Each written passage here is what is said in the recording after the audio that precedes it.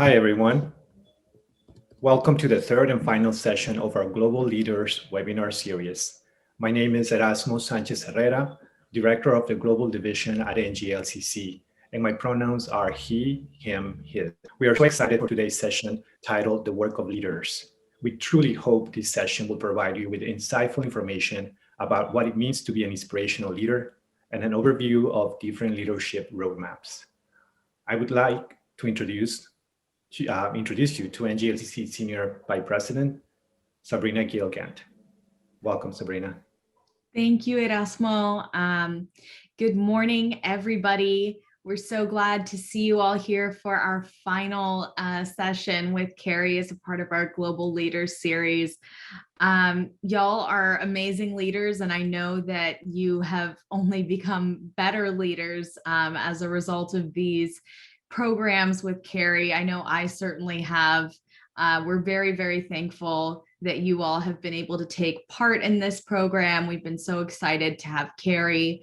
I really hope that if you are the sole representative from your leadership or board, that you take these learnings back to your chamber to help you learn and grow and become better leaders for the LGBT business community you support in your area. If you're wondering why there's a picture of my dog in the chat, we were talking about my dog's hiking backpack before we started the session. So I promise there's a reason that is in the chat. Enrica. I think somebody's not on. Okay, cool. So that is a good point. If you are not speaking, please be sure to mute your microphone so we can hear everything Carrie has to share today. I know it's going to be another great session. We also ask you to please rename yourself here on Zoom to include your pronouns next to your name, as I have here. That helps to ensure that this is the most inclusive environment as possible for all of us, and so that we are addressing each other in a respectful way. And with that, I am going to turn it over to the lovely Carrie Balliet, who is our coach from Red Baron Coaching. She is a certified LGBT business leader. You all know her well by now, and she's a great member of our Wisconsin LGBT chamber here in the US. So Carrie, over to you. Thank you for the awesome intro, Sabrina.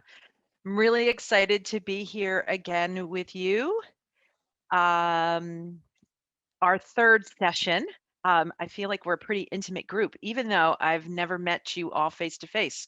I feel like there's this little bond between all of us because we've gotten a little intimate in the weeks that we have spent together. So I always like to start our sessions by just, bringing ourselves into the now, wherever you are, whatever time zone you're in, whatever you've been up to today. Let's just take a moment and get ourselves settled into the now, into the present moment. So we'll do that today by just feeling yourself get grounded in your seat, right? Just feel yourself be grounded where you are in your seat, in your chair. If your feet are on the floor, feel them touching the ground. Just imagine some roots coming out of your seat and your feet and going into the earth and grounding you down into this space right now. And if you are able, let's take a moment to close our eyes. And we are going to do the 5 breaths breathing exercises this morning, followed by a little sensory experience. So this morning, we're going to do 2 5 breaths, and I will count this out for us. So that's us breathing in for 5, that's holding it for 5, and then breathing out for 5. We're going to do that 2 times. And then when we open our eyes, we're going to do a little sensory experience with our 5 senses, okay? So let's breathe in for 2, 3, 4, 5, hold 2, 3, 4, 5, and breathe out 2, 3, 4, 5. And again, breathe in 2, 3, 4, 5, hold 2, 3, 4, 5, and breathe out 2, 3, 4, 5. Now let's open our eyes And let's think about our five senses. So let's just take a moment to look around where you are at and take in the sights. So just look around your room and maybe take in something that you haven't noticed before. Or maybe you can look at something in your room that you've looked at a million times and you can look at it through a different lens. Right? So take a moment to just use your eyes to take in your sights. And now let's take a moment to use our taste. So if you have coffee, if you have water, juice, anything, I have a salted caramel peanut chocolate protein shake. So take a taste. Mm, feel that in your mouth. Uh, feel the sensation of it going down your throat and into your stomach, right? That sensory feeling.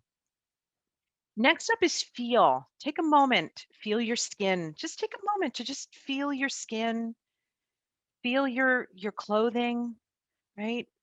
Maybe take a moment to just feel the hardness of the desk that's around you, right? Even your pen, right? Really just feel your pen, feel your hair. I love that, right? Anything around you, just the tactileness of feeling something. And then take a moment to smell. What do you smell? Do you smell some cologne that you might have put on this morning? Or maybe you smell some lotion, or maybe you have some flowers in your house, or maybe there's a room scent, or maybe you smell nothing, right? And lastly, let's just get quiet and take a moment to hear. What do you hear? Clock ticking, the birds chirping, traffic, silence. Take it all in. And we'll finish by taking a big belly breath in through your nose, fill up your chest, and out through your mouth. Okay, awesome. Excellent. Thank you. Again, that's a great exercise to use whenever you are feeling overwhelmed and you just need to take a minute break from your day. It's a really great exercise that's going to just bring you back and get you grounded right into the present moment. All right, I have a video that I've asked Lauren to load up for me. I would like to share the video before I get started into my presentation of Work of Leaders. So, Lauren, you want to launch away?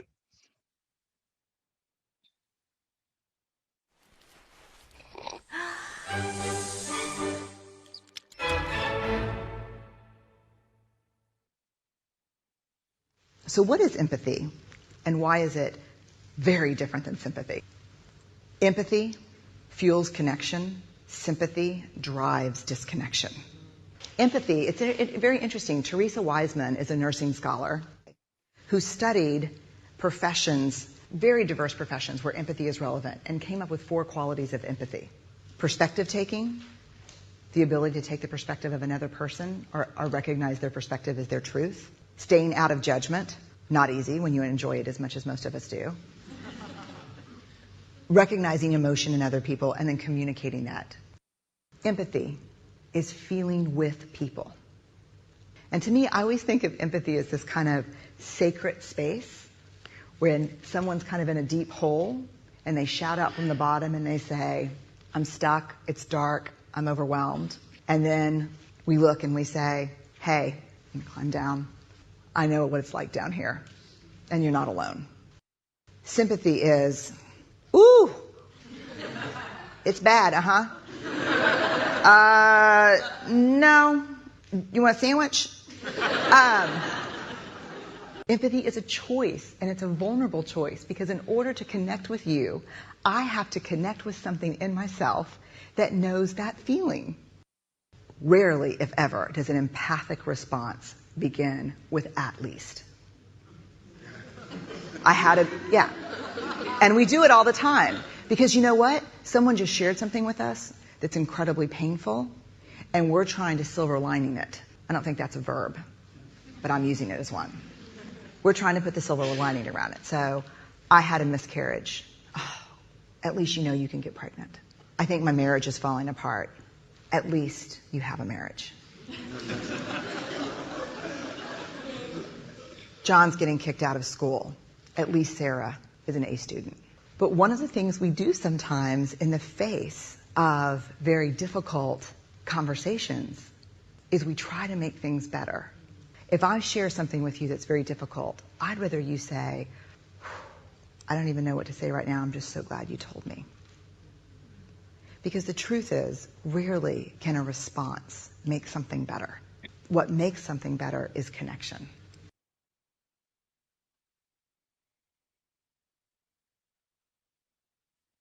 All right. Thank you for sharing that, Lauren. I chose that video today because we're finishing up, our sessions together. Today we're really talking about the work of leaders, and it being able to share our emotions and our feelings in the time that we've come to spend together. We realize it's so incredibly important, and empathy is such a big um, gateway to being able to be connected with one another. And so I thought that was a really just a fun way to show and illustrate really what empathy can do for you as a leader to really help you connect with the people around you. And since our last session was really focused on vulnerability, right, and building that skill of vulnerability, I thought showing that empathy video this time would be really a great segue into our work of leaders. So I am going to share my screen now. Okay, awesome. All right. Can everyone see my screen? Thumbs up. Everyone sees my screen? Okay, perfect. All right. So work of leaders.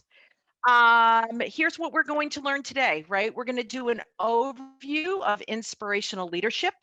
We're going to look at being versus doing. We talked about this a little bit before in our last two sessions, right? Something happens in the external world, right? It gets filtered through your backpack, through your personality. It comes in, it gets internalized, and it's the difference between being and doing. And then today, what we're going to spend most of our time on is exploring what I like to call the leadership roadmap. So within the leadership roadmap, there are three main areas of focus that we will talk about today. And within each of those areas of focus, there are three drivers that are going to help you be able to lead your people more effectively. And then also looking at the associated behaviors in each of that go along with each of the three drivers. All right, so that's really what we're going to focus our time on today. All right. So again, please feel free to use the chat box. I'd love to know what you're thinking. I'd love to know your thoughts about what we're talking about today, and also be able to answer any questions that you have. So please feel free to use the chat box. Also, I believe that Lauren sent out a handout to everyone, and that you all received it before this workshop began today. So maybe you've had a chance to look at it. Maybe you've had a chance to print it out. Maybe you haven't. It will be a really good follow-up exercise for you to do to really take a look at the behaviors that we're going to go over today and see where you fall in those behaviors. So I also encourage you to have a paper and pen or pencil so that you can take notes, so that you can see where you fall on the behaviors that we are going to be talking about today. Because this really is all about understanding where you are on the scale of the behaviors, and then what shifts you want to make with your behaviors. So we're going to be doing a little like self-rating on the behaviors today, and I will be asking you via the chat box to rate those. So we'll get to that in a little bit, but kind of wanted to talk about that before we get started. Okay, so what does inspirational leadership look like? It really is the difference between being and doing, right? We are human beings. However, most of the time we are putting doing before the being, correct? right? We have to-do lists. We are rooted in the external world. It is the external world that drives what we do, right? However, it is our emotions, which are internal, that actually drive our external behavior. So really, really looking at being and doing and being able to put being first so that you can do from a place of intention. So we're going to start with being. We're going to start with the being first, right? So what does it look like, right? Inspirational leadership is establishing great relationships with everyone by being empathetic. We just saw that great video that explains what does it mean to be empathetic, right? It means that we have to be able to feel what other people are feeling, and that can be a very uncomfortable place to be. Second up, we've got being intentional about your communication, right? This is really being able to respond to what people are saying instead of reacting. And so that means really understanding where you're coming from a place of communication, coming from a place of authenticity, vulnerability. Yes, Sabrina says being a real person, understanding where team members struggle and offering support in that. Openness and vulnerability about your shortcomings. Yes, absolutely. I love it. Next up is being comfortable with conflict. We really dove into this last time, right? About understanding why we as humans have such a hard time with conflict. And it really, conflict starts with us, right? When we go back to the video of Brene Brown, right? And somebody shares something with us that makes us uncomfortable, we feel conflicted. And it's understanding where we sit with conflict first, where we sit with stress first, and then once we can understand it for ourselves, then we can, as leaders, help others understand how they are showing up in conflict, what can be hard for them, right? And help them exhibit the best practices of leaders, because we know that everyone within your chamber is a leader. Okay, next, we've got being committed to getting the best results for the business, for your chamber, even if it makes you uncomfortable, right? Looking at the results of what is going to be best for the chamber, not for all of the individuals sitting around the table or you, but really what is going to be the best results of the chamber, and what do I as a leader need to do to be able to achieve that? And that probably means you are going to have to step out of your comfort zone and do something that is not going to feel comfortable for you.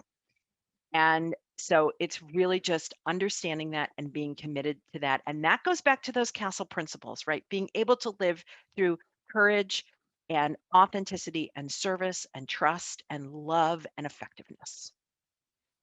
And really being unconditional with the love that you have for yourself, right? Learning to love yourself unconditionally, all parts of you, right? Your strengths, right? Loving those.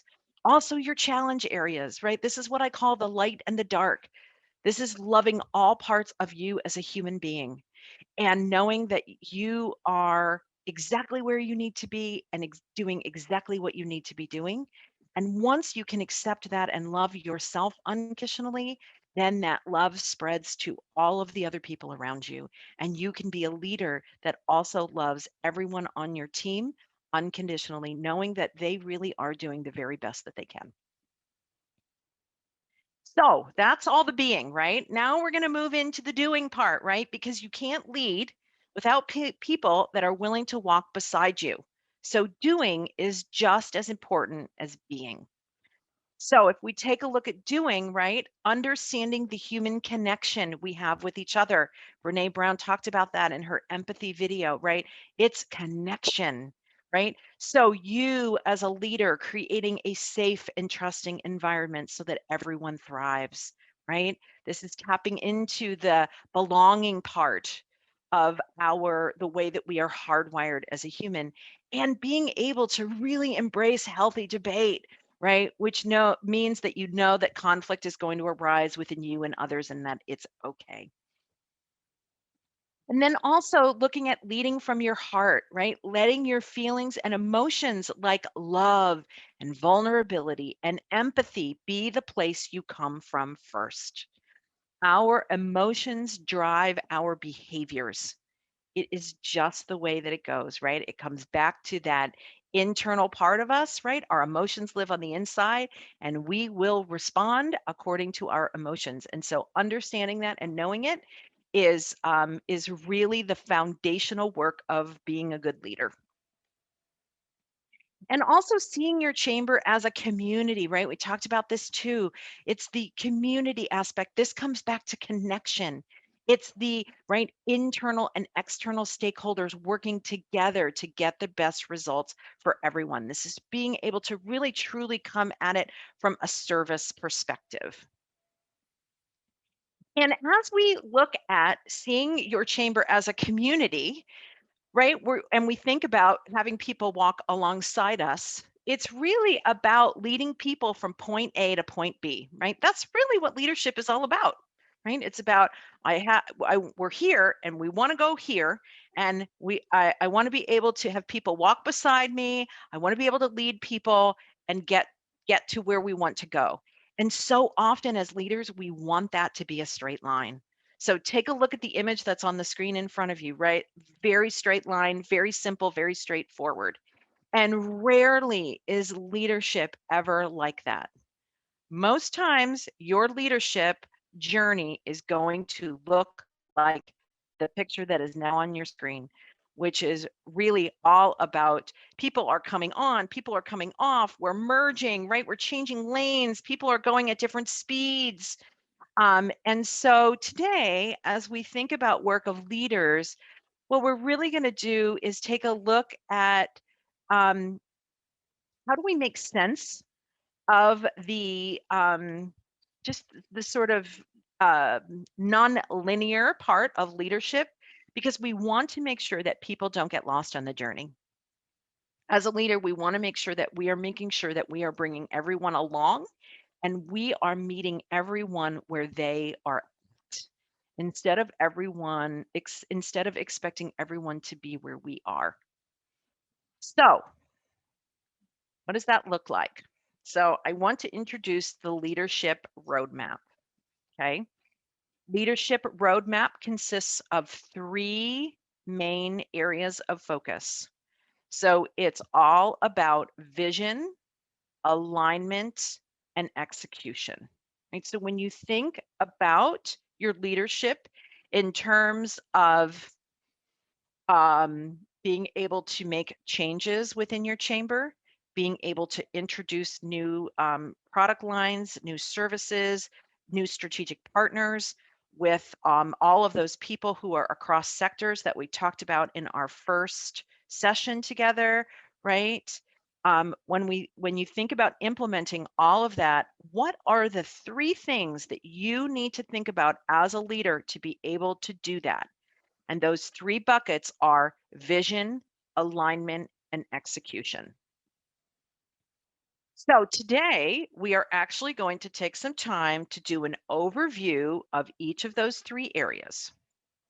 And within each of the 3 areas, we are actually going to be exploring the 3 drivers. So within vision, there are 3 drivers, within alignment, there are 3 drivers, and within execution, there are 3 drivers. And underneath each driver, we're going to be looking at the behaviors that each of those drivers need in order for you to be successful. Okay, so this is where the pen and paper comes in handy for you so that you can really think about, where am I on the scale of the behaviors? Okay, because we're going to look at it on a scale together today. And so I call that scale a continuum. All right. So as we look at the behaviors under each of the buckets and each of the drivers, we'll be looking at behaviors to say, this is the behavior that's over on the best practice side of the continuum if I want to be successful in leading my people through the vision phase of my project, or leading people through the alignment phase, or leading people through the execution phase of a project. Okay. So if you look at it on the continuum and you think, oh, okay, well, that's the best practice behavior. Let me think about myself. Where do I fall on that continuum? Am I over on the best practice side? Am I there? Or am I over on the other side of the continuum? Am I exhibiting a behavior that is opposite of the best practice? And therefore, it's going to take me more energy to get over to the best practice side, right? This is about building awareness for you so that you can then start to explore and experiment so that you can start to shift the behaviors that you have. All right. Any questions on best practices and takes more energy before we move on? Because I'm going to explain that a little bit more, but I want to see if there are any questions. Okay, not seeing anything in the chat box. So, okay. So if we look at best practices, what does that mean? Like, what are best practices behaviors? And basically what that means is that based on your personality style, your backpack, and your belief system, that the behaviors on the best practice side of the continuum are going to come more naturally to you, and you will therefore be able to lean into those much easier. So today, as we go through this, really think about our people reading exercise from last time, learning your style, right? Your personality style. And also really think about what you carry around in your backpack and what your belief system is to see, where do I fall on this continuum? How easy is it for me to lean into this behavior, right? Is it easy for me? Does it come naturally to me? Or do you find yourself on the other side of the continuum where, oh boy, right? Based on personality, my backpack, and my belief system, I'm going to need to spend more intention, more energy, more focus, right? More practice, build more awareness, build up my skills, because leaning into the best practice behaviors are a little bit more challenging for me. Right. So that's sort of the two ends of the spectrum that we are looking at today. I want to go back to conflict for one moment because I want to talk about best practices in conflict. So as we are going through the behaviors today, you may find yourself saying, "Oh yeah, that is a best practice of mine. I'm so over on the best practice behavior. I'm so there." I want to bring it up to look at best practices in the context and through the lens of conflict and stress, because there are some times that our behaviors, best practice behaviors, and our strengths can actually become destructive, especially when we are in conflict and stress.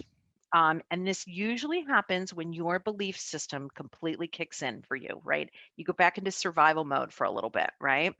And this is when your best practice behaviors or your strengths can actually either take on the opposite trait, they can become absent, or you can use that strength into excess. So I want to give you a little example of this. I'm actually going to use one of my behaviors that I find myself. So one of the best practice behaviors that we'll talk about in setting a vision is being able to speak out. Now, for me, that comes really easily to me. I am very expressive. I'm very open. I usually have no problem expressing my ideas. I usually think outside the box, right? I'm very imaginative, very creative. However, when I am in conflict, there are times that I will find myself totally shutting down and I go into freeze mode. So if we think about fight, flight, fix, freeze, I go into total freeze mode, right? So speaking out becomes the exact opposite for me because I am in freeze mode and I have completely shut down. I actually don't have a thought in my head. Like my brain just goes completely blank and I can't even think. There are times when I'm in conflict and under stress that my speaking out will become absent. So I will not feel safe speaking out, even if I do have ideas in my head. Something has kicked up my survival response and I am not feeling safe. And so therefore I'm not going to speak out. And then there are also times when I'm in conflict and stress that my speaking out can go into excess, right? So I either become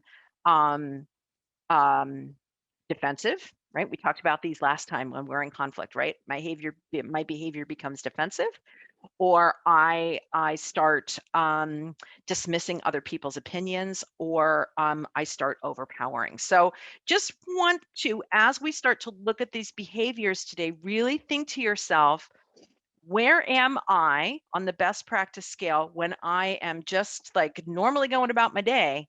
And what happens to me when I am in conflict and stress? And where am I on the scale? All right. Because today is all about being able to learn into the gap.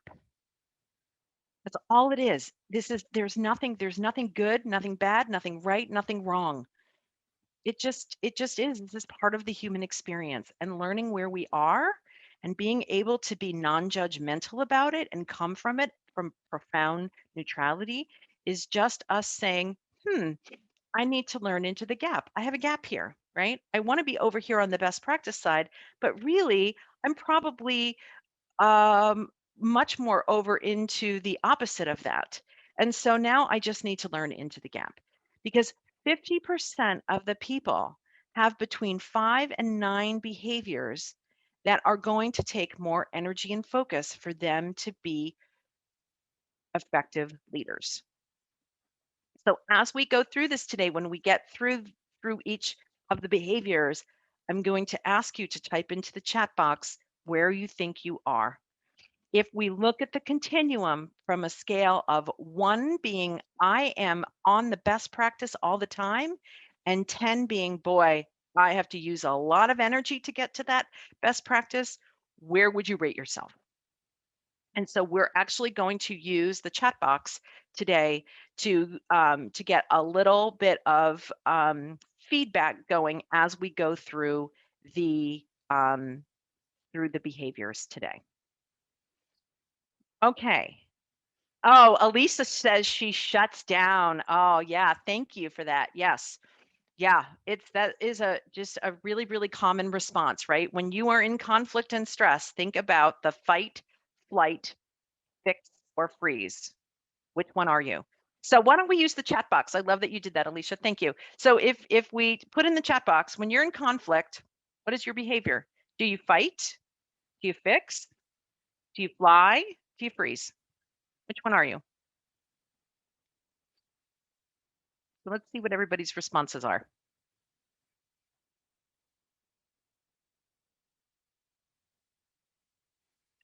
Gareth says fight.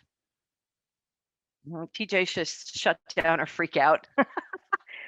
Pretty says I overthink. Yeah, that's the fixing part, right? I gotta fix it. Gotta fix it. Yes. Yep.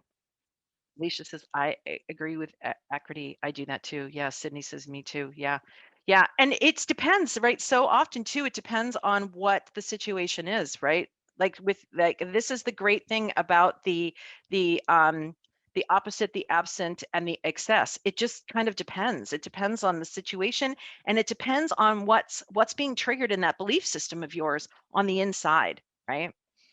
So yeah, it's interesting. It really does depend. I'll fight for others, walk away for myself. Oh boy, Gareth, thank you for sharing that. That's so amazing, right? Yes, yes, yes. Acrity, also my reaction changes depending on the situation and the people around me. Yeah, this comes back to your safety, right? It depends, right? Where are you in survival mode, right? What's being triggered from your belief system? What part of your personality is being activated, right? And building the awareness on all of this really helps you to just understand where you're at, right? That's all it is building that awareness of where you're at, coming at it without judgment, so you can say, okay, do I want to, how can I, now that I know where I am, how can I become more effective?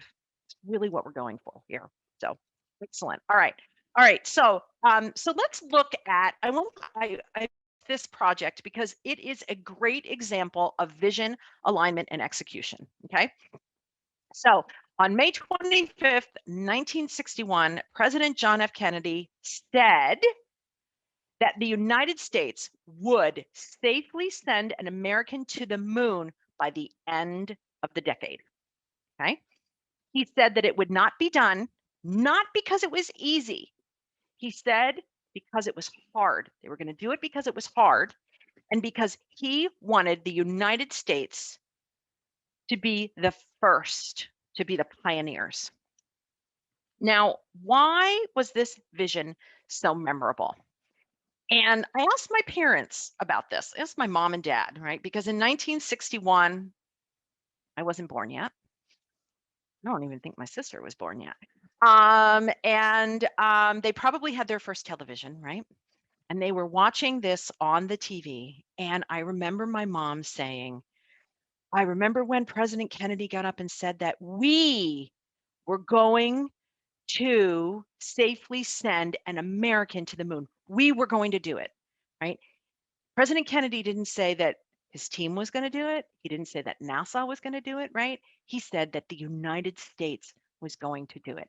And so when people heard that it was the United States, they went, oh, oh gosh, we are going to send a man to the moon, right? We're going to send a person to the moon.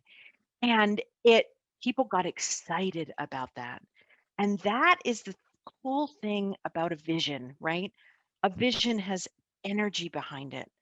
A vision includes everyone because it becomes a momentum, right? In order for a vision to actually become a reality, it's got to have momentum behind it.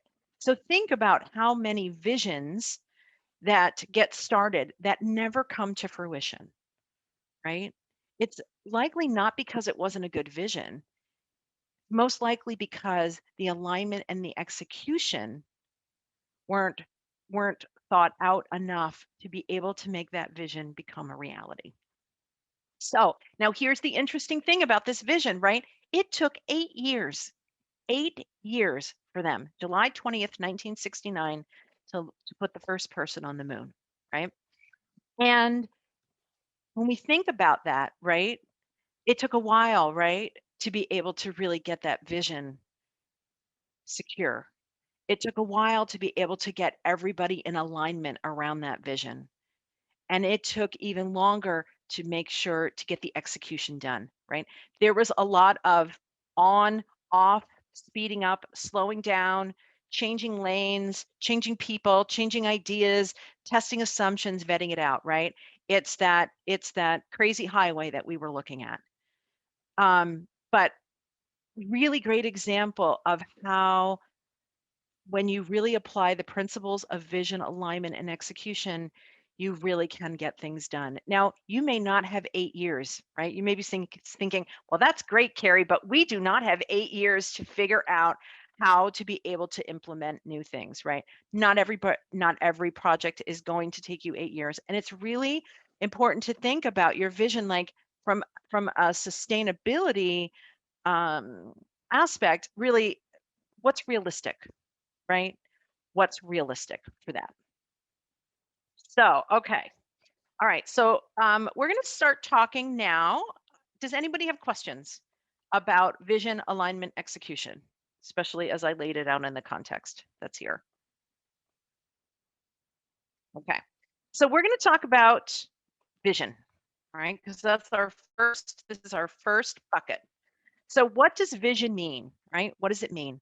Your vision is your imagined future condition of your chamber, right? So think about your chamber as wanting to create something new of unquestionable value. Think about serving your customers in new ways, right? Reinventing the way that you do business, right? So this is a vision.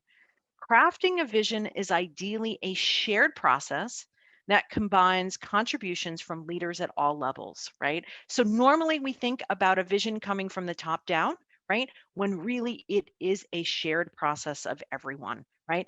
It is a result of the ongoing efforts over a period of time by a larger group. So think about it in terms of your chamber, right? So while your board of directors may be responsible for the overall vision, right? Each leader within your chamber needs to define what that vision looks like for them and their group that supports the main vision, right? So I'm going to use an example here, right? So let's just say that your board's vision is to create programs and partnerships that go beyond servicing your current geographic scope, and that they really want to be able to include partnerships that have a global impact. Okay, so that's the larger vision. Okay, and so now as a leader, you're like, okay, all right, well, what does that look like for me? How does that break it down for me, right? Well, as a leader in your chamber, you might have a supportive vision to collaborate and create programming that involves 2 to 3 other chambers so that you have the ability to fully support your global partners, and you want to be able to do that within 18 months. Okay, so there's the larger vision that's up here, right? And then you're taking that larger vision and you're saying, okay, how does that implement for me and my group? And what do I need to do to be able to bring that into fruition? So it's sort of breaking that vision down a little bit more. Okay, questions about vision, because now we're going to look at about why it's important before we go into the drivers. Okay, so why is it important? Well, it's important because your vision will expand your assumptions, right? Your vision will provide a purpose for you and all of the leaders across your organization. Your vision will drive your supporting goals. And your vision will also unify people. So this is about getting a movement, getting the energy behind your vision. Okay.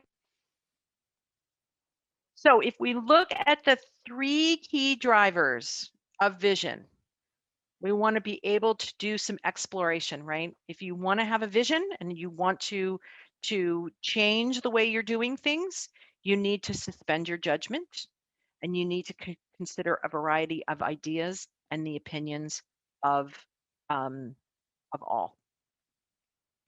You need to be bold, right? Leaders don't make an impact without being a little adventurous, right? So you need to be adventurous. And then third, you need to be able to test the assumptions, right? So it's really important that as a leader, you're thinking about your vision, it's important for you to recognize the obstacles that are going to get in the way or that are going to completely derail you from being able to bring your vision to life.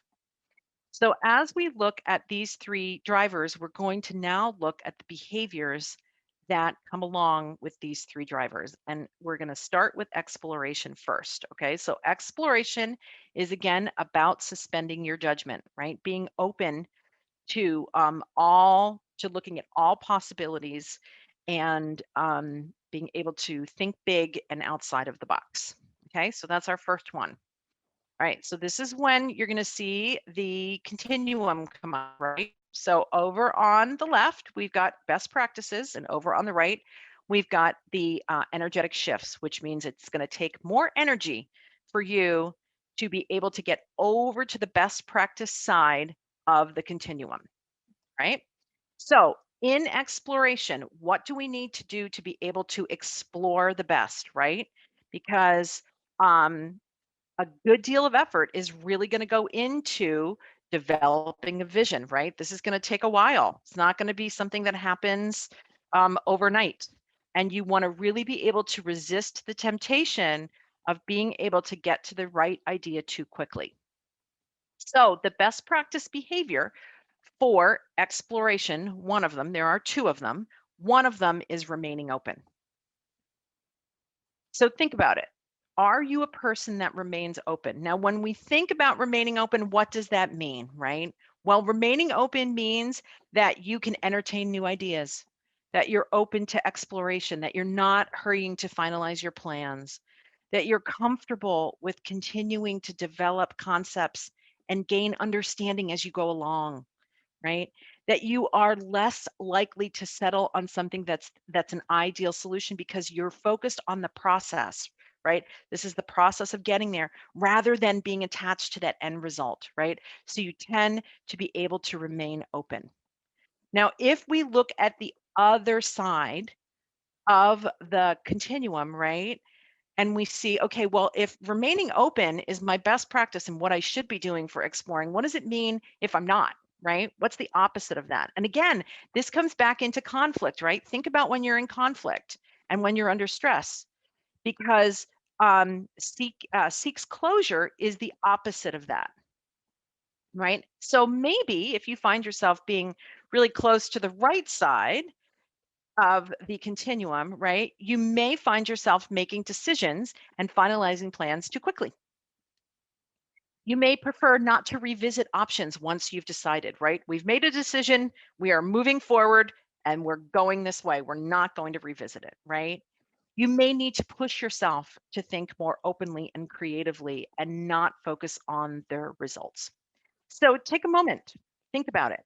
Where are you with remaining open and seeking closure? On a scale of 1 to 10, with best practice being 1 and really needing to, that, taking more energy into remaining open is 10, where are you? So I'd like to see some answers in the chat box. Where are you on the best practice scale? Are you at a 1 where, yes, I'm always remaining open, I'm exploring, I'm asking lots of questions, or, I don't know, I move pretty quickly. I don't know if I explore as well as I could. TJ says a 2. Excellent. Awesome.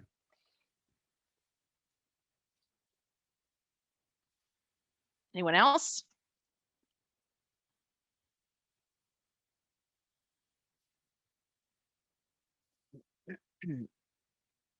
Lauren says a 2 or a 3. Awesome. Yes. Yep. I'm also pretty far over on the best practice scale for remaining open. All right. Let's look at the next behavior for exploration, because it's prioritizing the big picture over prioritizing details, right? So when you are doing exploration of a vision, you really want to be able to prioritize that big picture, right? Well, what does that mean? Well, that means that you want to focus on the broad overall view of an idea or a project. You really do think about that big picture. You are not worried about the details, right? You're not worried about the individual elements. You're not worried about how it's going to get done. You are not worried about how it all fits, right? You are excited by possibilities and change, and you really can see where things might lead and how they might fit into what you are currently doing, right? So you're looking at things from a 30,000 foot view, right? And not getting down into the weeds about, oh my gosh, well, if we're going to do that, then how are we going to get that done, right? So that's your best practice, is being able to prioritize that big picture. If you find yourself on the other side of the scale, you are most likely to prioritize the details, right? And that means that you may be more comfortable focusing your attention on the individual elements of a project, right? To make sure that they're workable, right? It's really diving in and getting into the details immediately, right? You could find yourself getting caught up in some concrete details, right? That is going to keep you from recognizing maybe some outdated processes that you have, or things that maybe aren't working currently or won't work considering your future view. So again, where do you find yourself on the scale, right? Do you find yourself over in best practices, or do you find yourself leaning more towards prioritizing detail? So let's use the chat box. Where do you think you are? If I think about me, I'm probably in the middle. TJ says, I really thought I was in best practices, but I think I might be a 7. That's really interesting. I'm curious about that. I wonder why. I wonder what it is, right? This is where the exploration comes in, to say, what is it that I do, right? And thinking about when you're under stress, right? If you're under stress and your board is saying, we need to have this done and we need to have this done tomorrow, right? You might not be as prioritizing the big picture as much as you could be if you're not under stress. So really going back to your board and saying, help me understand why this is so important on this timeline. What happens if we adjust the timeline, right? So it gets complex really quickly, right? Because conflict and stress always comes into play as a leader, always, right? It's never a straight line, ever, right? Same TJ, leaning towards detail, especially in my personal life goals. Yeah. Again, this is all just about your style. right? Where you are on that DISC spectrum, right? And then also what you carry around in your backpack, right? Building the awareness helps you be able to shift the behavior. Okay, next up on crafting a vision is boldness. Okay, right? So, right, it doesn't always mean, boldness does not always mean that you have to do something on a big and grand scale. It's not what boldness is all about, right?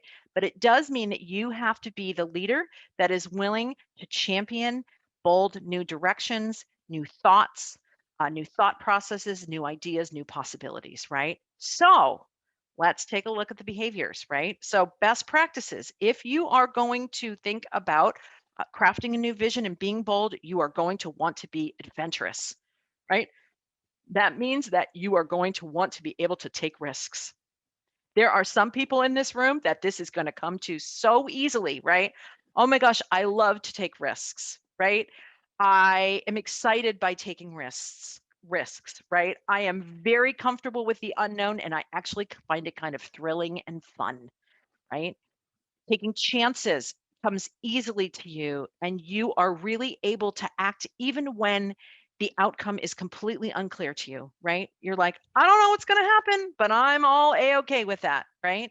So, you're not worried on how you're going to reach success, right? You are being totally adventurous. If you find yourself on the other side of the scale, it means that you're being a little bit more cautious, right? Your personality, your backpack, you tend to be a little bit more cautious. What does that mean? You like to minimize your risk of uncertainty, right? You're like, I'm not so sure. I'm going to hold back a little bit, right?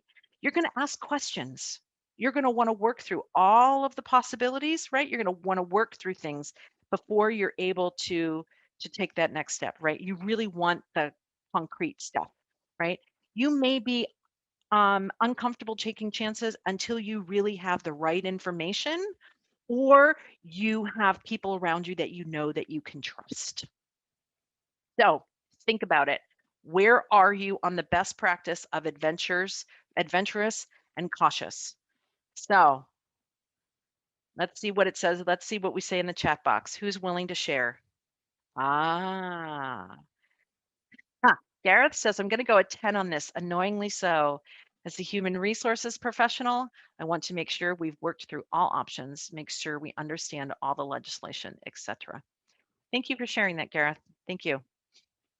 Yeah, it's good to know these things about yourself, right? Ari, I am very cautious.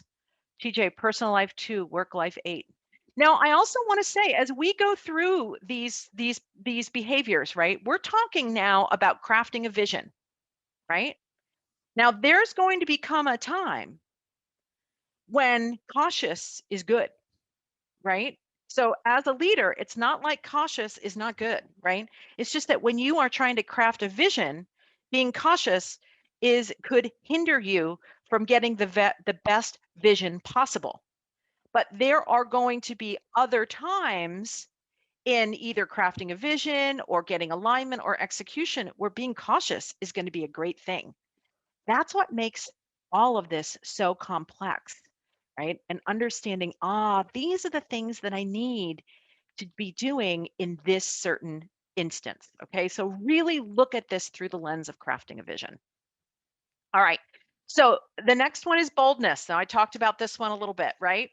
Because speak out. Speak out is the best practice when you want to craft a vision and you want to be bold, right? Speaking out is the best practice behavior. So what does that look like, right? That means that you are comfortable speaking out.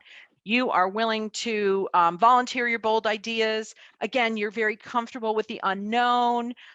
You are willing to put your credibility on the line, right? You're willing to say something, even if it's wild and crazy, and you're like, I don't know if this is going to work. I don't know how you're all going to think about this, but I'm going to put this out there for you all, right?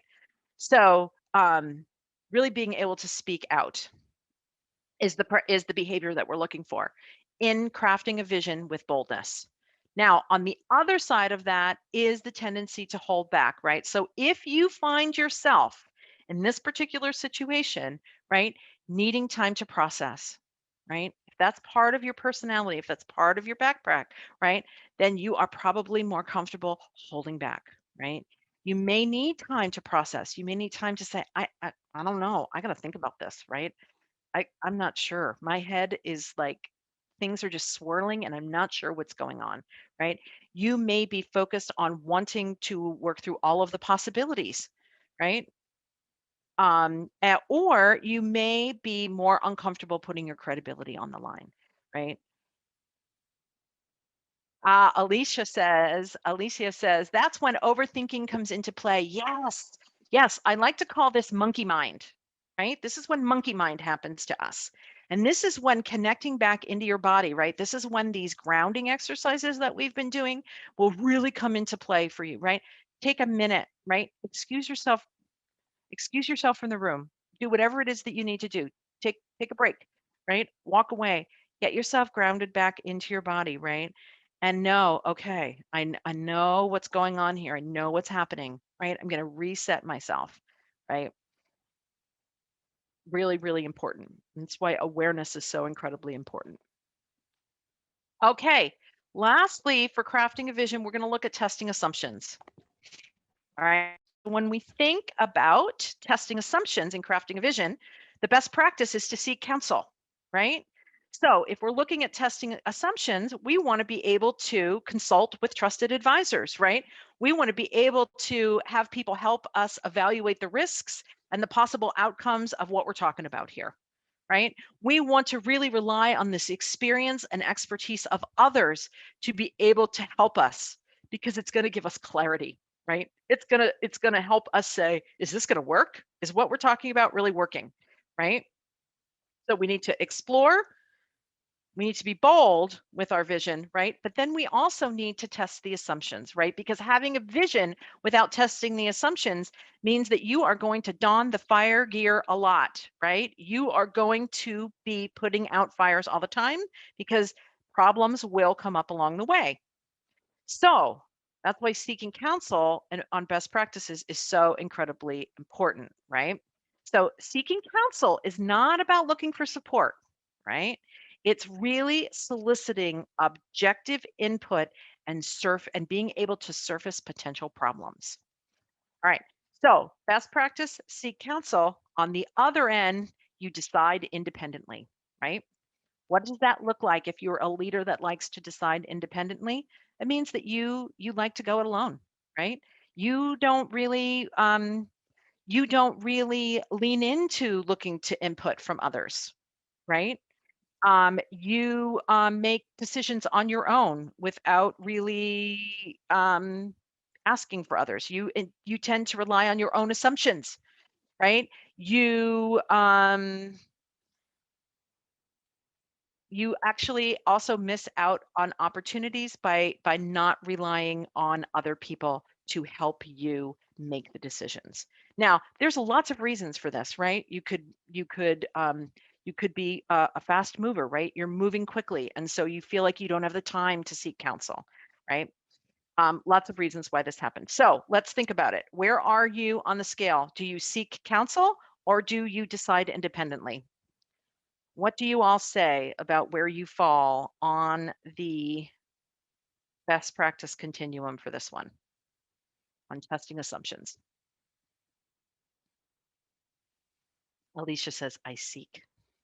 Awesome. Excellent. Anyone else?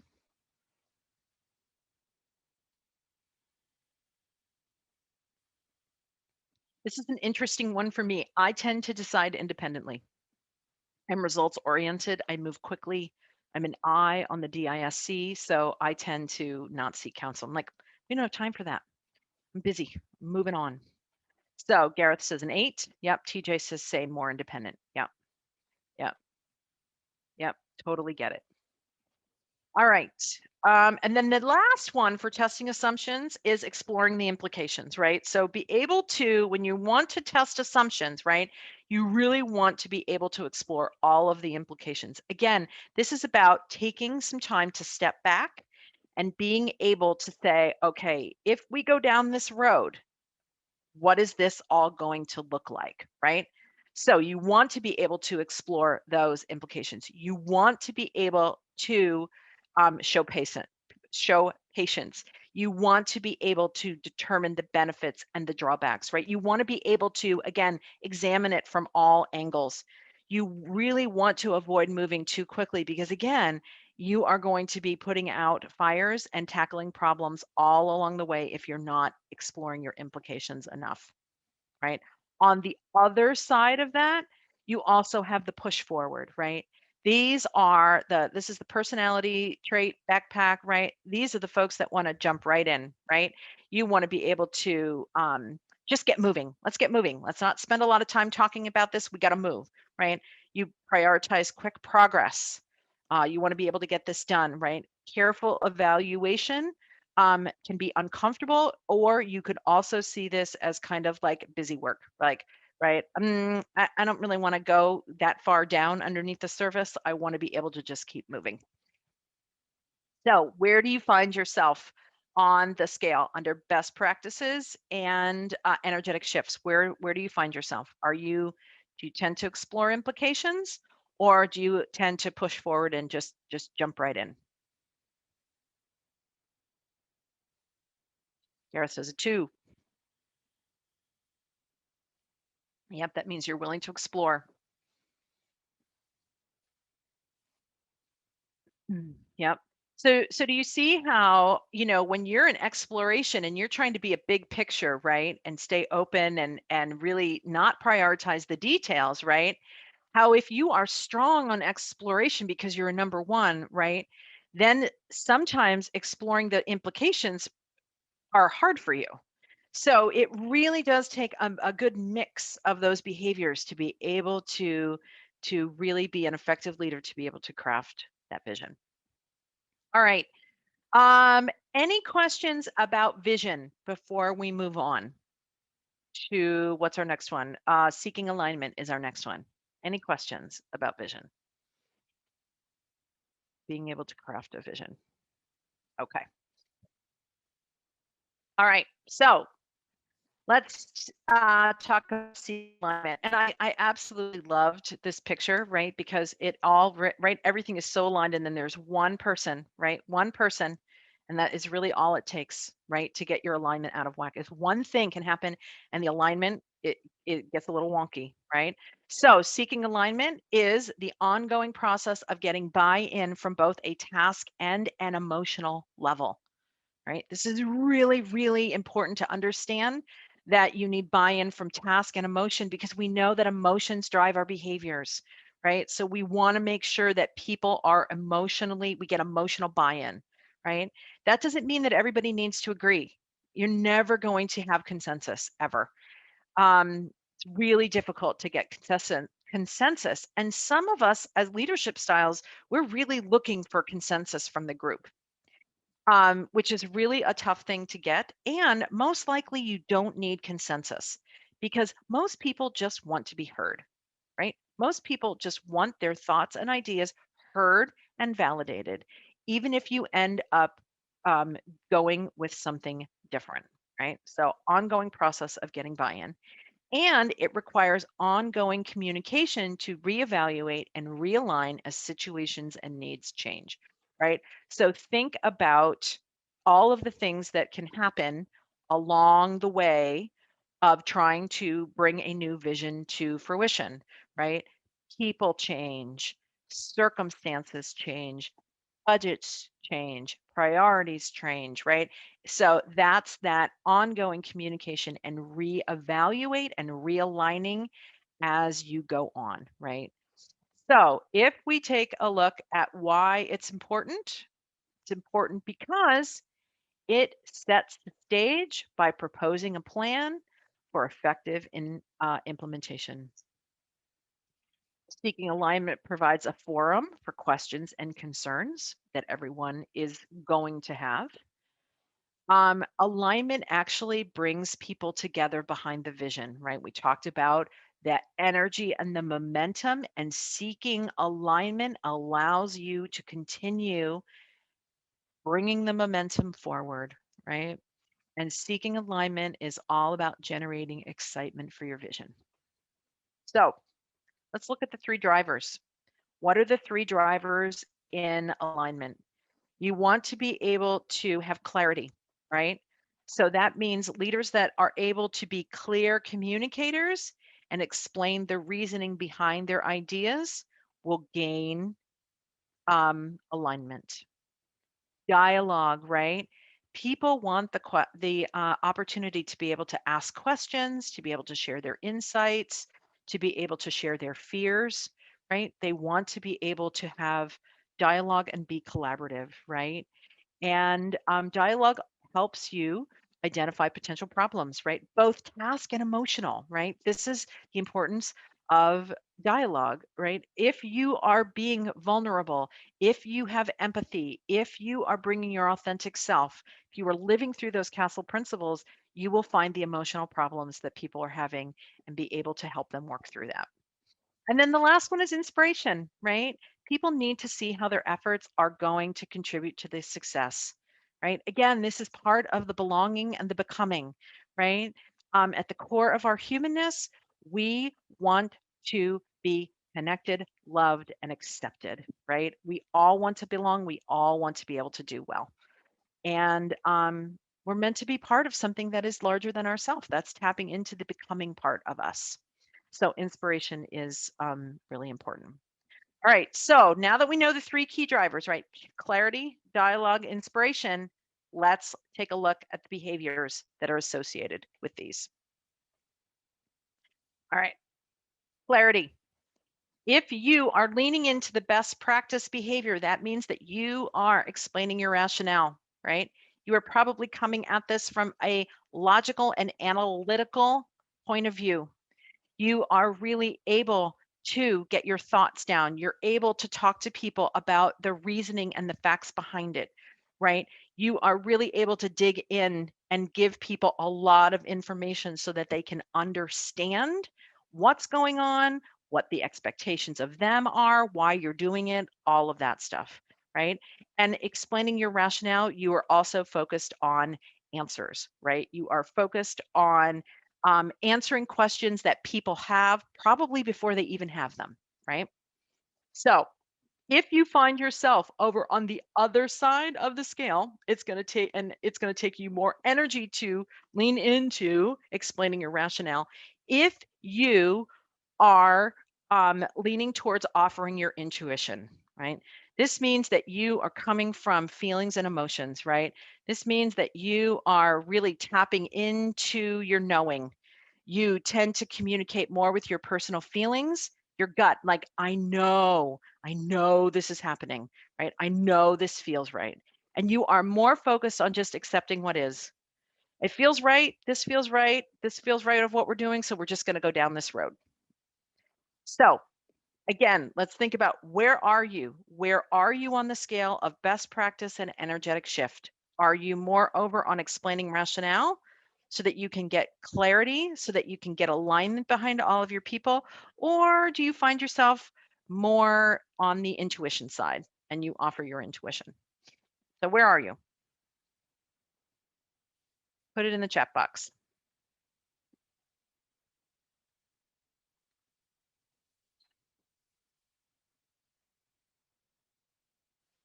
TJ says he's a 6. Yeah. Gareth a 5. Yep.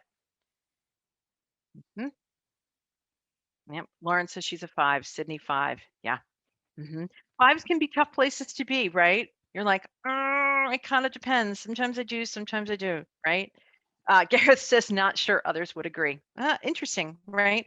Perception is everything, right? What do other people think? Again, just really good to build that awareness about yourself. All right, let's look at the next one for clarity. The next one for clarity is structured messaging versus impromptu messaging, right? So best practices here in seeking alignment under clarity is to have a structured message, right? That means that you are spending your energy really thinking about the messages that you are going to bring to the people around you, right?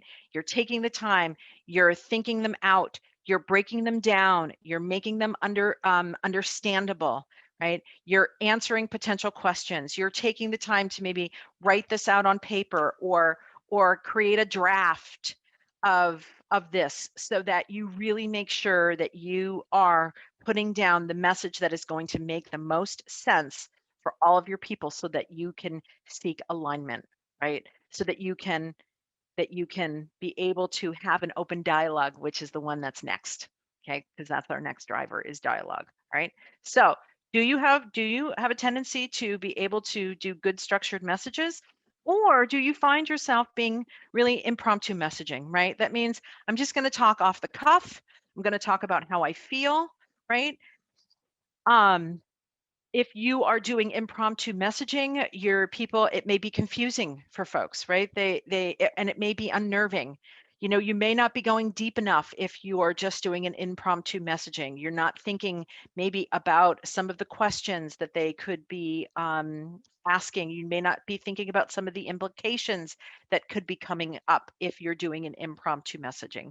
And since people are a little unnerved by impromptu messaging, they could be afraid to be able to ask questions that they might have. They may think, "Oh, I don't know if I want to ask the question because I'm feeling just a little uneasy about this." So where do you find yourself on the scale? So are you closer to structured messaging, or do you find yourself doing impromptu messaging? So where are you? I know for me, I'm very structured in my messaging. TJ's a 7, so you lean more to impromptu messaging, right? So again, a shift for you when really seeking clarity and alignment is going to be think about how can I have a more structured message, right? What can I do to structure my message a little bit more? So I, on the other hand, tend to have a very structured message. I'm always writing out all of my notes.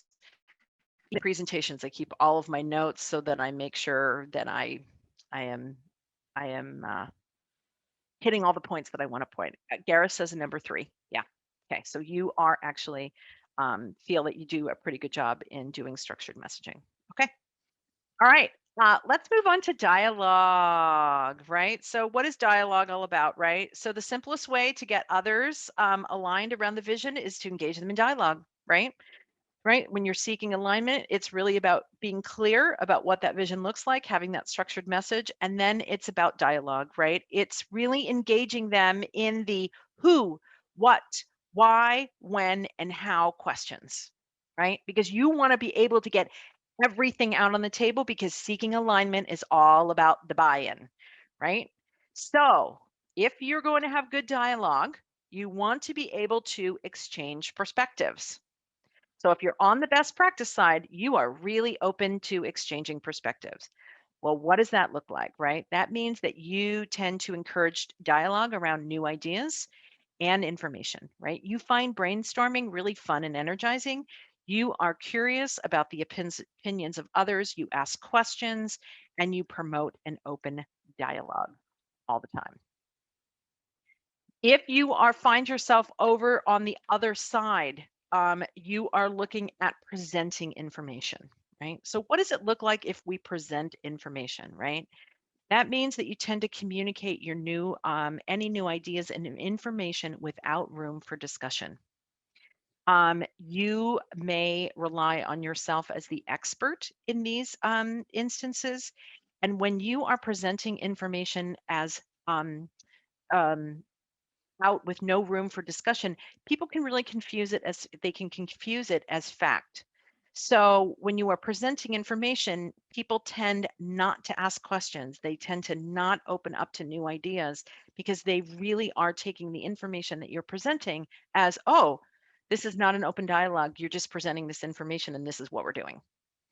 So think about yourself. Where are you? Do you exchange perspectives or do you present information? Where are you on the scale? Now, what's interesting about this for me is I actually have a structured message. Oh, Gareth is at a 1. Excellent. Awesome. So I find myself in clarity having a very structured message because that's what's comfortable for me. But on dialogue, I find myself presenting information. So sometimes I'm not as curious as I could be. And again, that is tied back to my results because I shade into results on the DISC circle. And also that comes from my backpack and my control mechanism, right? So I tend to present information because that's where my comfort zone is. So I kind of really need to push myself out of that when I'm seeking alignment. All right. Anyone else want to share where they fall on best practices for dialogue?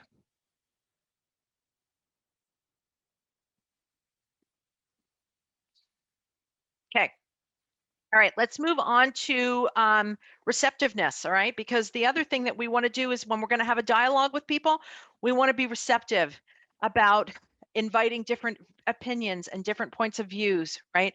We want to be open. We want it to be a collaborative playground, right? We want people to know that anything is possible.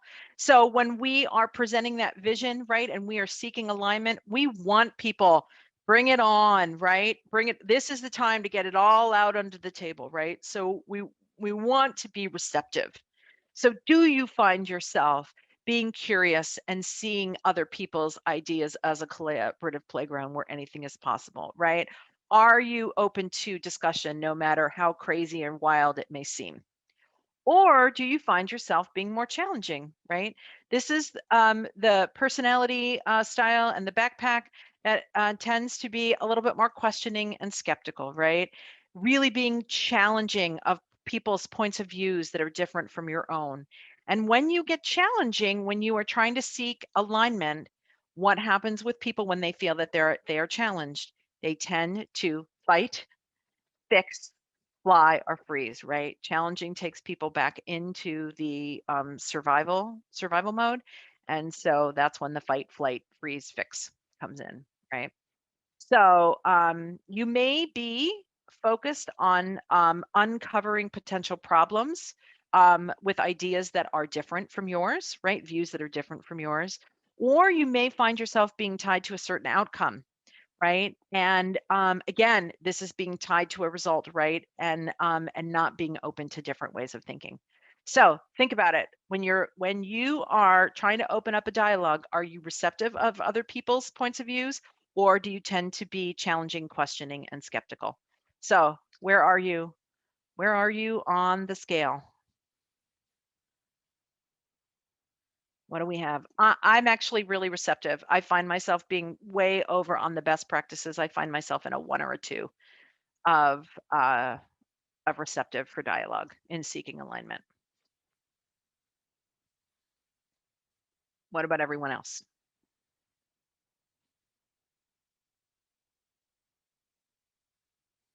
Gareth says for receptive, but also challenging, interested. Mm-hmm. Ari says receptive. Yes. Yep. Alicia says 3. Yep. Mm-hmm. Yep. Awesome. All right. So let's move on to the last one for seeking alignment, because it's all about the inspiration, right? It's all about the inspiration. So if you are on the best practices scale for inspiration, you are being in seeking alignment, you are being expressive. So this means that you are open and lively. You are outwardly expressive. You are communicating your emotions and your feelings. People can feel your passion, right? They're like, oh my gosh, it's kind of contagious, right? You are just, people just are think, oh my gosh, I want a piece of that, right? I want a piece of that expressiveness, right?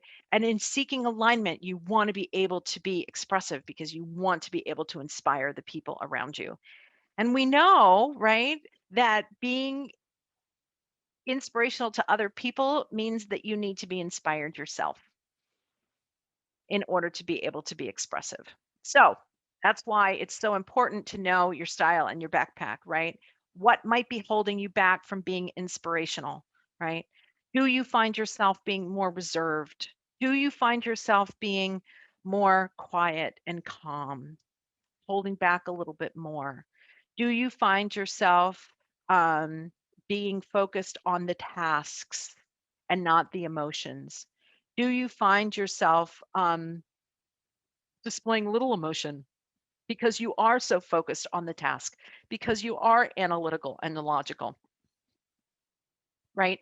Um, or, maybe emotions just aren't your thing. Maybe you're not comfortable showing your emotions, right? Really good to know about yourself. So where do you find yourself on inspiration? Are you expressive? Are you really able to express your excitement when you're seeking alignment, or do you find yourself being more reserved, more quiet, more analytical, and more logical?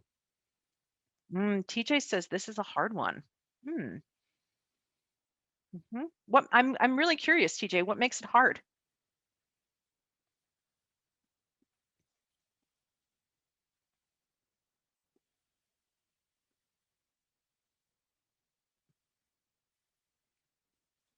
Mm. I'm waiting for TJ to type his response. I hope he's typing. I hope you're typing, TJ. Oh, sorry, I missed that. I said, I wonder what makes it so hard for you. I'm curious, because you said this is a hard one, and I'm curious what makes this hard for you.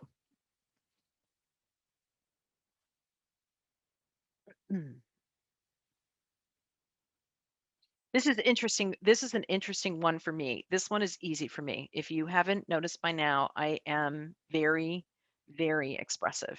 TJ says, I'm usually open and lively, but under pressure, shut down.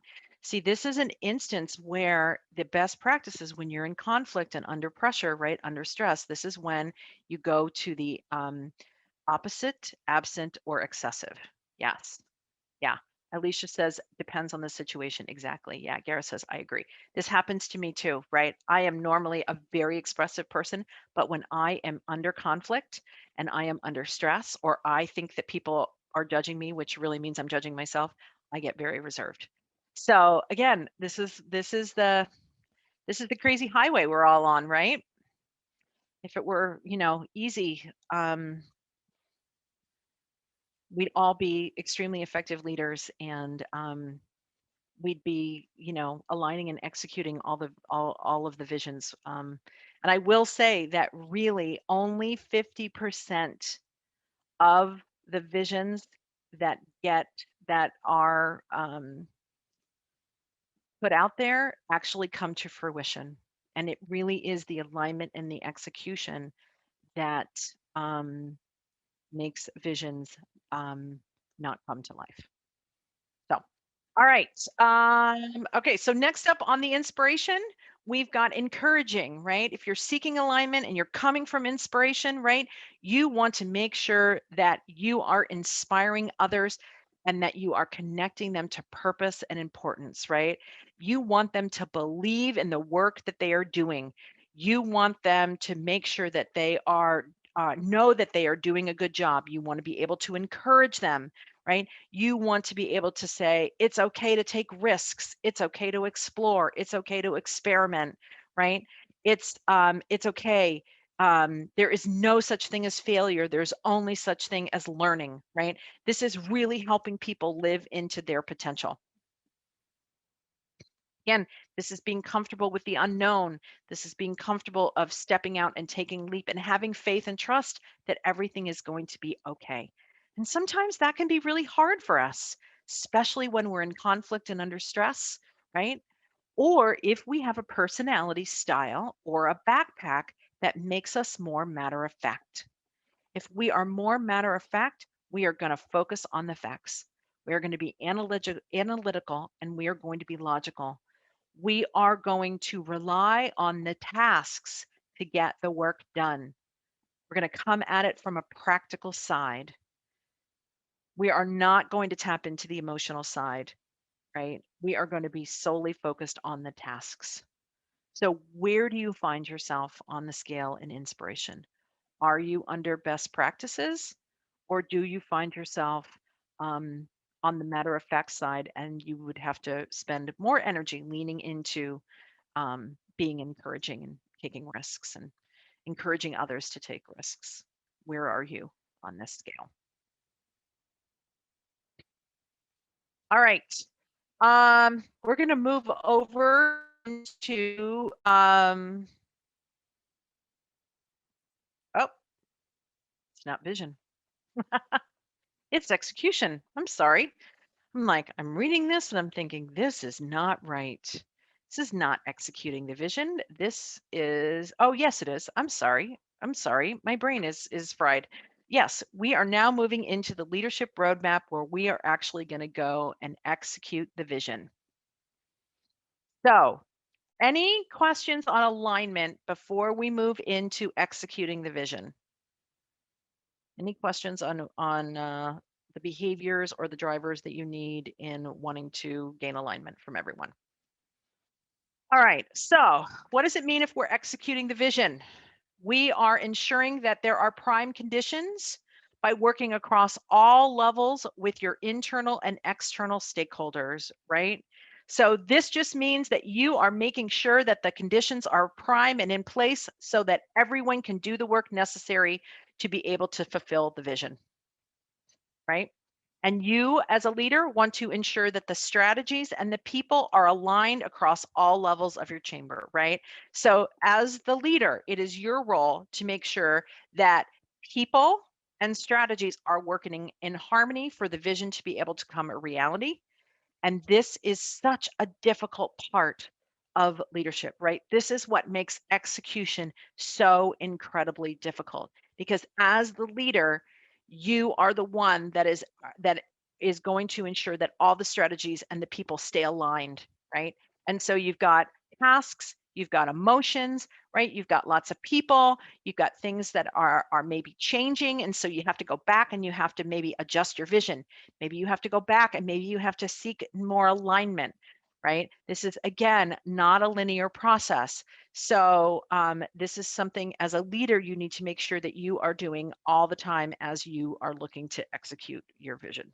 So really, so consider your role in executing vision. And I'm really, really curious about this for you guys. So here are 4 different things in which you find yourself really thinking about executing vision for your chamber.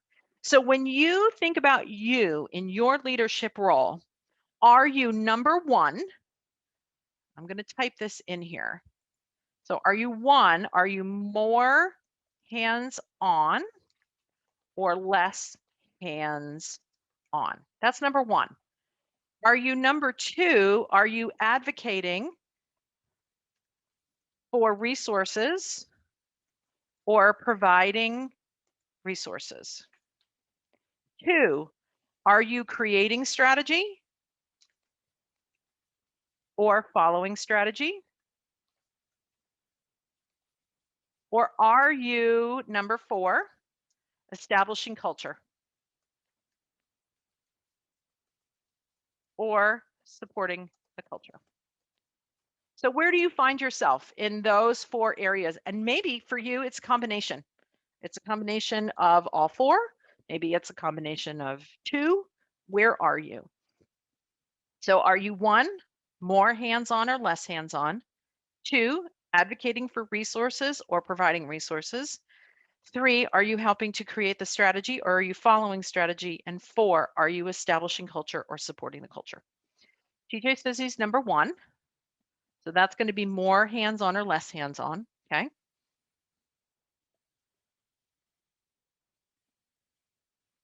How about others?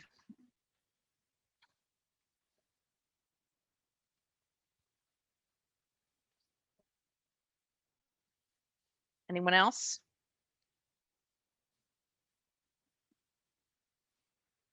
Let's see. Aria says she's 1 and 3. Akriti says combination of more hands-on, both 2 and 3. Okay. TJ actually says, you know what, 4. Okay, so that's establishing culture or supporting the culture. Yep. Okay. So you can see, right, there's lots of different ways and areas in which you influence executing the vision, right? So why is it important? It's important because executing your vision actually propels development, right? It propels the development of concrete strategies. It gives life to all of the really hard work that you just put in, right? Of being able to think about that vision, being able to gain alignment and buy-in across all levels, right? And it's actually now your time to bring those concrete strategies to life, right? It makes the vision actionable, right? In order for something to be successful, you have to be able to take action on it. It gives people a sense of achievement, right? As humans, goes back to our belonging and our becoming, right? We want to be, we want to feel that we belong to something that is larger than ourselves. And finally, it fulfills the promise, right? It fulfills the promise of the vision, which is about moving your chamber forward into the future so that it is sustainable. So let's look at the 3 key drivers for execution. We are going to look at momentum, which actually sets the expectations and performance standards, right? So people tend to perform to the level of the momentum that's expected, right? Without a sense of momentum, projects can stall out and fail. Structure is really important in execution because it can help you produce predictable, reliable outcomes, right? So to work productively, people need to know what's expected of them. And creating a structure helps to create those reliable outcomes. And feedback. Feedback on execution is probably momentum and structure are very, very important, but feedback is really important because feedback allows you to address problems head on, right? People need to know how they're performing. And this gets really hard because as humans, we feel conflicted a lot about feedback. So this one's really important because in order for your vision to come to life, you're going to need to address problems head on. Right. So I have to apologize to my Spanish speaking friends because the PowerPoint that you have that has been translated into Spanish had clarity listed as a driver for momentum. So as we go through this next slide, I think your slide says clarity and it should say momentum. And that was me not checking my work well enough before I sent my slide to Lauren for translation. So I apologize about that. All right, so let's take a look at momentum. All right, if we are now we're in the execution of our vision, right? And we want to keep the momentum of this execution up, right? So what do we need to keep the execution of the vision up? Well, best practices say we need to be driven. What does that mean, right? It means that now we do want to be focused on the results, right? So often throughout this discussion today, right, we've been talking about be open, remain open, right? Don't worry about the results. Don't be fixed on the outcomes. Well, now when you're in the execution mode, this is when being results oriented really, really comes into play, right? You want to be able to urge others to move quickly and with confidence, right? Once you hit the execution part of your vision, you probably need to move quickly, right? So you want to be able to encourage people to move quickly with confidence. You want to be able to have a competitive spirit amongst the people that you are leading, and you want to encourage them to take risks, right? Going into the execution, it's all about the learnings, right? Things may not be perfect, but it's more about the learnings than it is about the failure. So you definitely want to be driven, right? If you find yourself over onto the takes more energy side, you're probably going to be low key, right? That's the opposite of being driven. And that can hurt your momentum of your execution, because if you are low key, you probably like to be more in a supportive role, right? You probably don't like to take the lead. Probably not something that you're comfortable with, right? You might be more laid back. You may move a little bit more cautiously, right? You may be cautiously optimistic, right? We've all heard folks in meetings say, I'm not so sure about this. I'm going to be cautiously optimistic about that, right? I'm going to hold back a little bit. And when you are in the execution mode of a vision and you are trying to maintain momentum, holding back and being cautiously optimistic will definitely halt the momentum of your execution. So think about it. Where are you? Do you find yourself being driven? Does that come easily to you? Or are you more low key, laid back, and want to be in a supportive role? Where are you? So I'd love to hear some thoughts again in the chat box. Where are you on this continuum? Where do you find yourself?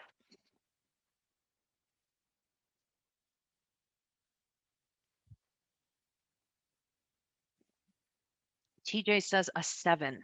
He finds himself being a little bit more low key, being in a supportive role. It's good to know about yourself, TJ, and think about what are the shifts that you can make to in terms of momentum. What are the shifts you can make to get over onto the side of the best practice? Acrity says 3 to 4. That's awesome. Yep. She says sometimes makes me tunnel visioned. Yeah, so this is interesting, right? So if depending on where you are, again, right, it'll make you tunnel visioned if you're doing this in the vision part. If you are exploring, right, and you are coming from a driven, right? Think back to those best practices behaviors, right? This is when you get tunnel vision. But in the execution, your drivenness is going to serve you really well through this lens. All right, let's go over to the next behaviors in momentum, which is initiating and reacting, right? So if you are looking at execution of a vision and you want to have momentum, you want to be able to be initiating. What does that mean? That means that you are going to want to anticipate opportunities and problems and be very proactive, right? You're going to be curious. You're going to ask lots of questions. You're going to get lots of feedback. You're going to get lots of input from everyone because you really want to stay on top of it about how things are going in the execution, right? And again, you're a little bit more big picture, right? Because you can sort of see the relational structure. This isn't going exactly how we thought, but if we make some small tweaks, I can see how it can fit in, right? On the other side, right, it's going to definitely take you more energy to be initiating if you're coming from a reactive mode, right? What does that mean? Being reactive means that you take action because of something that happened, right? Do you tend to take action because of a result, right? You tend to hold back and wait until something happens and then you're reacting to it, right? That means that you like to maintain the status quo, right? You like to just be, I'm good with where we're at. Let's just let it ride for a little while and see how it goes, right? You tend to find yourself really liking the tried and the true, being able to stay in your comfort zone. So again, where do you find yourself on the scale? Are you over onto the initiating? Do you do that well? Does it come easily to you? Or do you find yourself saying, I think I might be a bit more reactionary? So again, where do you find yourself? Put it in the chat box.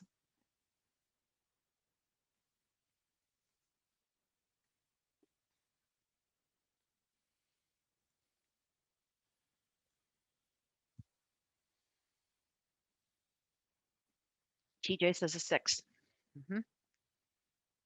Yep, so a little bit of both, right? Ooh, Erasmus, 1 to 2. Awesome. Excellent. Yep, really, really great awarenesses about yourself.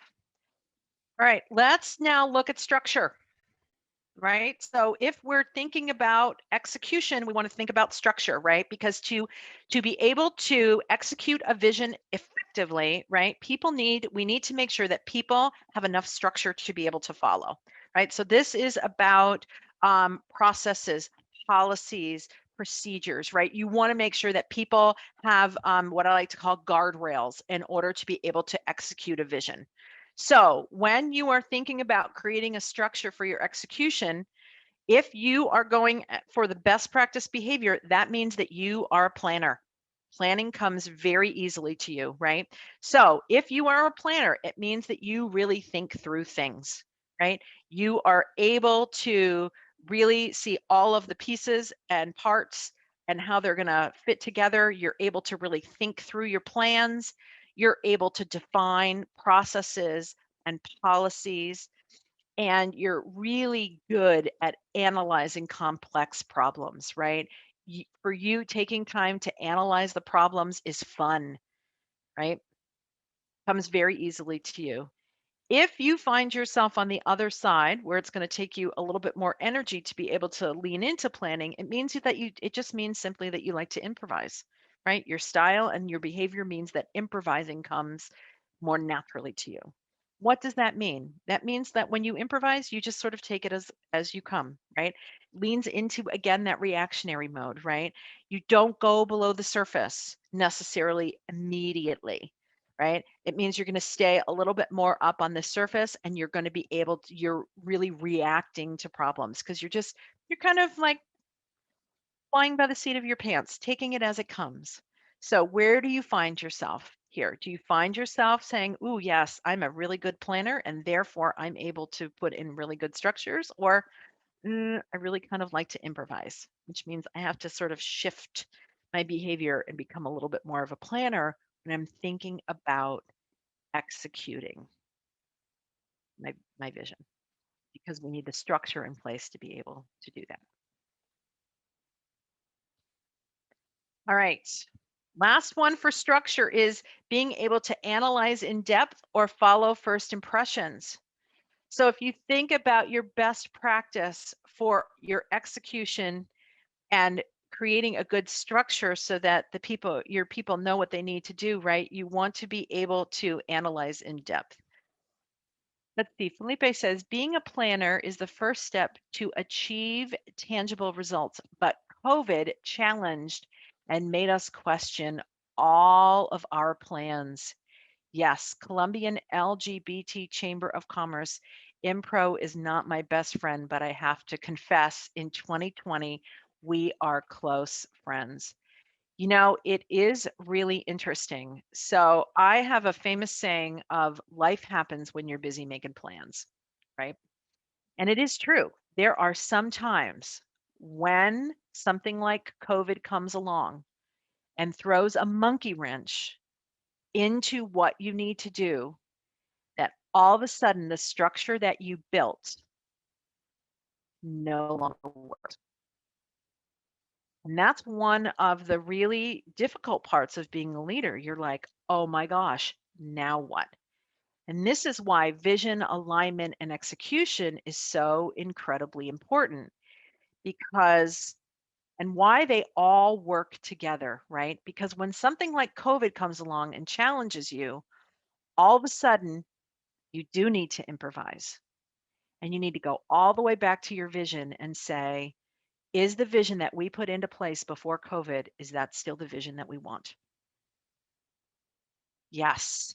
Erasmus says 100% agree. Yeah, it's really important, right? So 9 times out of 10, when something like that happens, you're going all the way back to your vision and you're saying, is the vision that we set still working for us? Because now this big thing called COVID has come along and it has changed everything. And then as a leader, right, you are going back and having to say, okay, we're going to do a new vision, right? So all of those behaviors that we talked about all come back into play.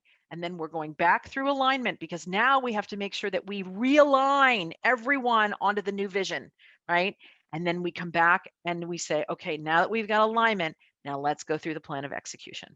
So thank you, Felipe, for bringing that up because that is so incredibly important, right? That's the highway. Absolutely. Things like that happen all the time. So that was really, really good. All right. So, so we're in structure. We're talking about the execution, right? When we're in structure, and we're trying to provide a good structure for everyone so that they know what they need to do. They have the things that in order to be able to get done. You're looking at analyzing in depth, right? That's the best practice. You want to be able to really do a thorough examination of what's going on, right? Is this working? Is it working? Right? Because if it's not working, we might have to go back to realignment, right? Let's talk about it. We might have to go back to dialogue, right? We may have to gain some more clarity. We might even have to go back to vision and test some more assumptions, right?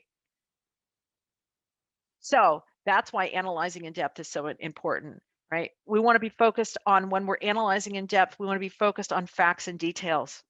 And we want to be really analytically focused, right? So is that a sweet spot for you, right? Is that something that you lean into more naturally? Or do you like to follow your first impressions, right? Do you like to go with your initial feelings, your views and experiences, right? Do you not have the patience to be able to say, oh my gosh, we have to analyze this again seriously? oh, my gosh, I don't have the patience to do this, right? Or are you feeling like, oh my gosh, we were so close to being able to execute this, and now we have to do some more analyzation. Oh my gosh, I want to be able to just jump right in. Can't we just keep going, right? So following your first impressions really is looking at you being, you might be focused on the big picture. So think about where you are. Where are you on the best practice for this? Does analyzing in depth come easy to you, or do you tend to follow your first impressions? All right, feedback. This is my absolute favorite one. I'm doing a time check because we've got 10 minutes left and I'm almost finished. So the last behaviors for execution is feedback, right? And feedback for us as humans is so incredibly hard, right? It's just, boy, talk about conflict and stress, right? It just brings it all up to the forefront. So here's what we want to look at in execution, right? When we're thinking about going along and executing our vision, we want to be able to use the best practice behavior of addressing problems straight on, right? We want to be able to really clearly be able to communicate concerns and problems. And when you think about feedback, this is the time to focus on behaviors. So if you're thinking about giving feedback to somebody because they are not they're not meeting the expectation that you had set out, this is when focusing on the behavior is so incredibly important. So in other words, as you approach the person, you are going to say, I noticed that in today's meeting, you were not taking notes. I noticed that you didn't speak up in today's meeting, and that is not very, that's usually not you, right? So really, really focus on those behaviors instead of the feeling of, I feel like, because that's, again, when we talk about emotions, right? Think about your belief system, right? Because your belief system is coming into play in your feelings, right? What is happening in this situation, feeling wise, could be triggering something that's on the inside of you. So you really want to be able to focus on those behaviors, right? So, do you find yourself being able to address problems head on, or do you find yourself wanting to maintain harmony, right? Confrontation is really uncomfortable for you, right? Keeping calm and being in a peaceful environment is very important. We want everything to be harmonious, right? You're focused on feelings and relationships, and you're afraid that if you bring something up and talk about a behavior that's not working or that is not getting the results that you need for the execution, that that relationship could be harmed. So where do you find yourself on this? And I really want to hear from people on this one because this is a big one, right? Addressing your problems or maintaining harmony. Like, where are you here? Because this is a big trigger for all of us. So where do you find yourself? TJ says a 7. Yeah, I'm right there with you, TJ. I like to maintain harmony. It's hard for me to address problems, give feedback. Yeah, yeah. Hagerty says, I try to be 2 to 3, but find myself around 6 or 7. Yeah, yeah. I think most of us do. It's really, it definitely is a skill, right? Definitely is a skill to be built, and vulnerability, empathy, compassion, all of that comes into play. All right. And then here is our last one. All right. So in feedback, when you're in execution, right? Your best practice is, boy, you want to be offering praise, right? You really, really want to be letting people know how they're doing. You want to be able to look for opportunities to openly recognize their contributions, right? You really want to be telling people that when they are doing a good job. You also want to make sure that you are being a champion and a cheerleader. And there's really a big difference between both. So when you look at yourself as a champion, right?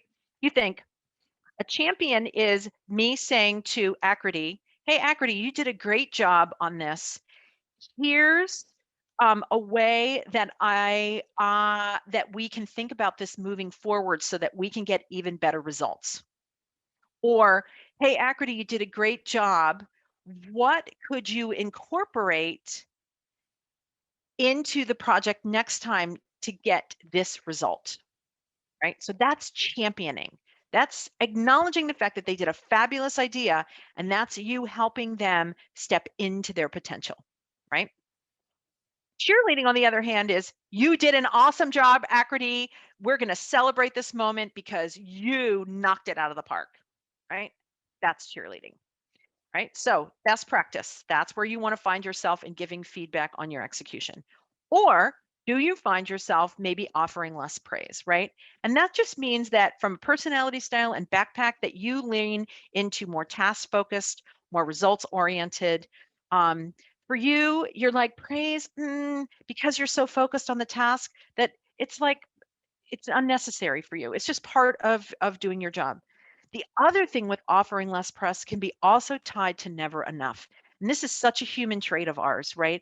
Because we are always looking, especially if you're results oriented, if you're always looking for the next thing, right? You're just moving on. Did that, check that off the box, and you're moving on to the next thing. Praise just may not be part of what you're thinking about, right? You're just not thinking about it. You're already moved on to the next project. Yep, we got that done. I'm already moving on. So that could be another reason why you're offering less praise. All right, so that takes us through all of the behaviors. And now just really quickly, right, increasing your effectiveness, right? A great leader capitalizes on their strengths. Absolutely, right? Capitalizes on their strengths, knows them, also knows when their strengths can either be opposite, absent, or in excess. A great leader knows their challenges and turns toward them, right? You know, if you found yourself on a 7 or above on any of those continuums, right? You know where your challenges are.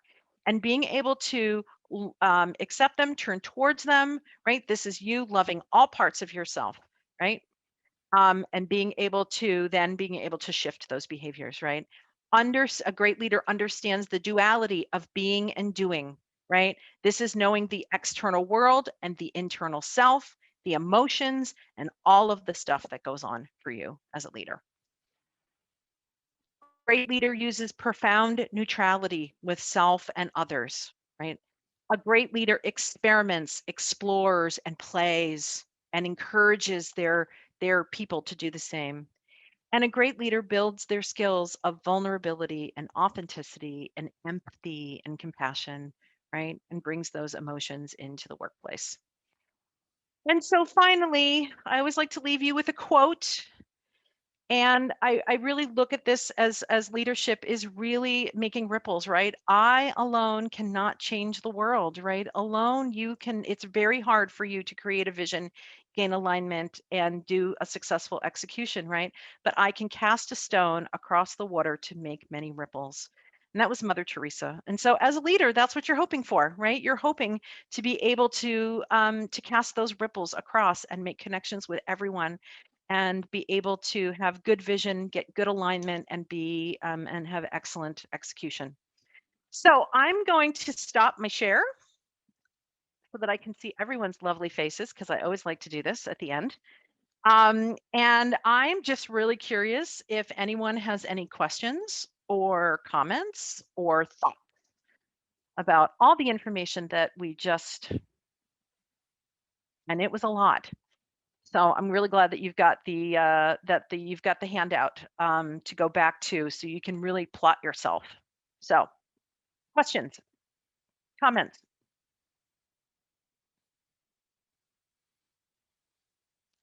Oh, I have a silent group today.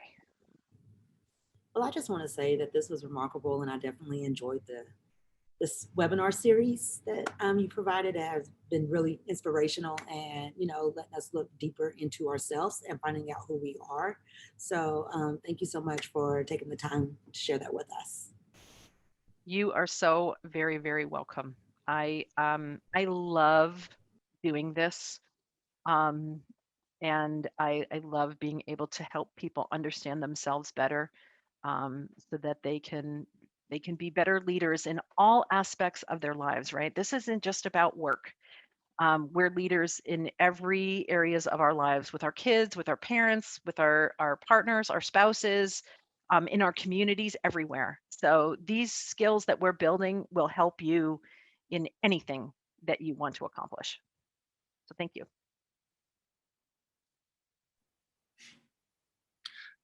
TJ. I thought just as you said that, I love I feel like I realized very quickly how I'm the leader of my own life differently than I am of my work life, but there are strengths and weaknesses in both that I could probably access and utilize a little bit more to affect change in both. And so I continue to think about that a lot after these. Yeah, that's really interesting. I have people that say that a lot to me that say, well, I sort of show up as one person here, right? And then I sort of exhibit another attributes when I'm at home. And you do definitely have a core style, right? That never changes. However, depending on the situation that you're in, your adaptive style comes out, right? And also with your backpack, you tend to hide. What's interesting and what I always find out and what I coach with my coaching clients a lot is to look for patterns.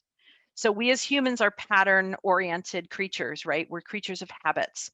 And so as you're going about your day and in your world, think about your environments that you're in and think about the patterns that are coming up for you. Those patterns will show up differently depending on what environment you're in, but they are probably manifesting in all kinds of different environments, but they're manifesting in different ways. So thanks for bringing that up, TJ. That's super cool. Yeah. Yeah. And I love that you're connecting the dots because that's what it's all about, right? It's about being able to connect those dots. So that's really cool. Let's see. We have 1 minute. Anyone else?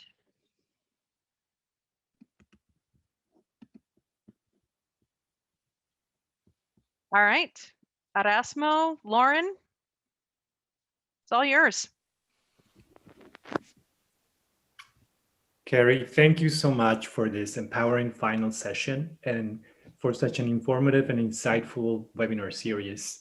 I personally feel the sessions have enabled me to learn more about my own leadership style, recognize other leadership styles, and be able to come up with different ways to work together to achieve a common goal.